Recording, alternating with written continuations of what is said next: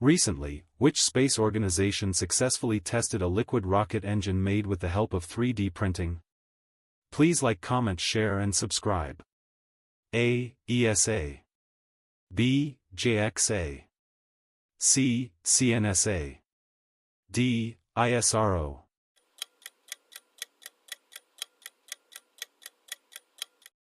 The answer is D. ISRO. The Indian Space Research Organisation, ISRO, successfully tested a liquid rocket engine made via 3D printing. ISRO utilized the PS-4 engine, employed in the Polar Satellite Launch Vehicle's fourth stage, for this advancement. 3D printing constructs objects layer by layer from computer-generated designs. It reduces components from 14 to 1, eliminates 19 weld joints, saving 97% of raw material, and cuts production time by 60%.